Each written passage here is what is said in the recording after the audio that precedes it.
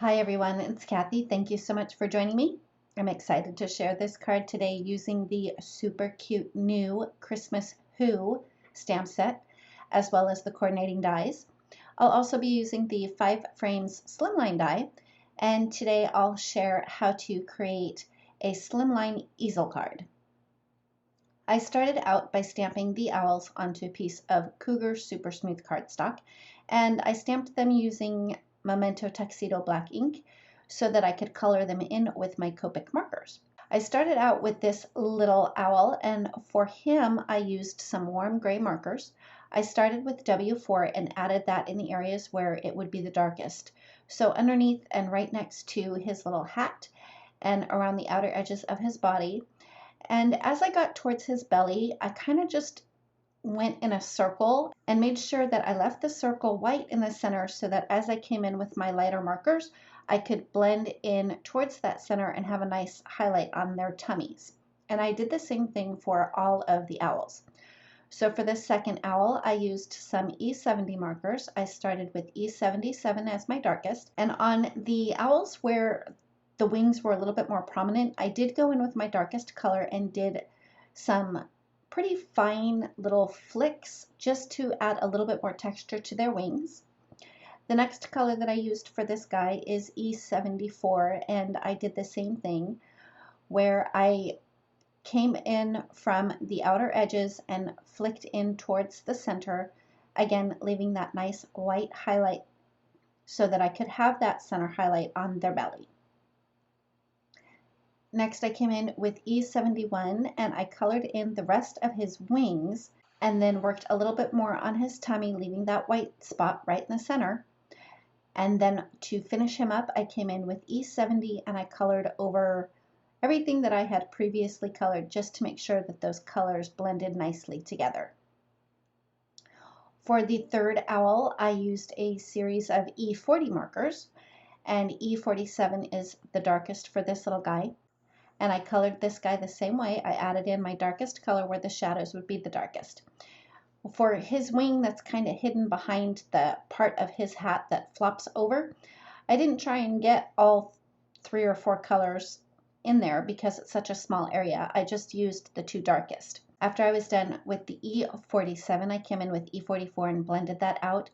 And as I did on the previous owl, I did this same flicking motion, kind of in a circular motion to leave that white spot right in the center of his belly. Then I came in with E43 and blended all of it out. As far as their hats go, I'm going to share how I colored 2 pink hats and 1 green hat.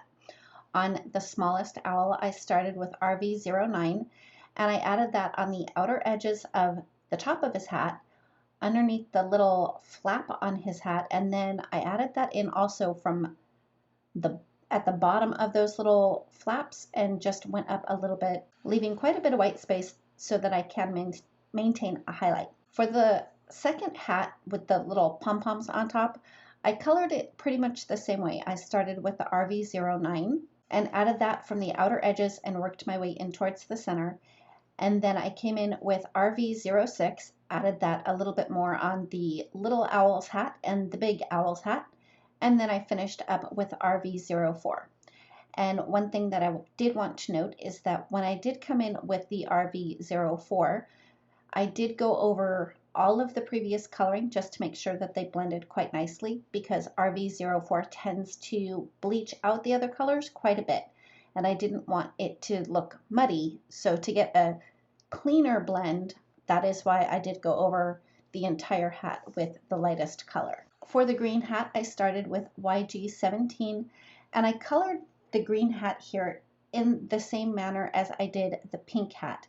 I started with my darkest and added that on the outer edges right underneath the flap and then from the bottom up a little bit.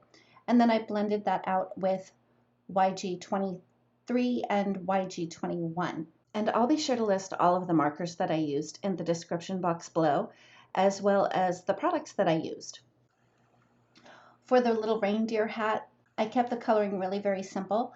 I just used 1 color on the ears, and then for the antlers, I thought E23 would be dark enough, and I decided that it wasn't dark enough. I wasn't getting enough contrast between the antlers in the ears, so I decided to come in with E25, and I just colored right over the E23.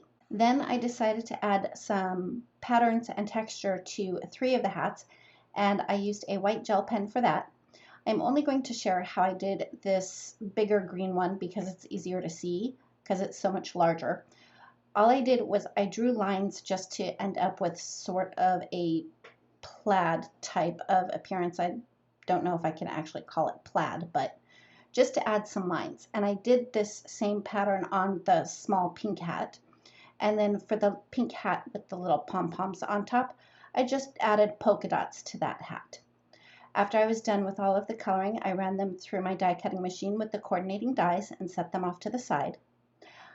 I had run the 5 frames slimline die with a piece of white cardstock, and I also die cut a piece of white cardstock using the Slimline card builder die, which I forgot to show at the beginning. Anyway, the reason that I did that is because I needed to have something back those frames for when it pops up into the easel. And for the pink and green frames, it was easy for me to cut those out because I had a bunch of pink and green scraps, so it was a nice way to use up some of those scraps. For my card base, it's a regular card base that measures 8.5 by 7, and then I scored it at 3.5 on the 7-inch side, so that's your basic slimline card base. Then I scored it at 1 3/4 inches to create my easel part. And after I scored it, I folded it one way, then I flipped it around and I folded it the other way just to make sure that I got a really good crease. Next, it was time to add the panel with the die cut frames on it. And to make sure that I didn't glue my card closed, I actually put my adhesive on the front of the actual card base itself, and I made sure to only add adhesive underneath the score line, and I didn't take the adhesive all the way out to the very outer edges or all the way down to the bottom, because the slimline, the 5 frames slimline die isn't 8.5 inches, it's 8 1/4 inches. So there is a little bit of a border around the edge. So after adding that adhesive underneath the score line, I adhered my 5 frames slimline piece to the front of that, and I did put a bunch of foam tape on the back of the owls and just placed them inside each of the frames.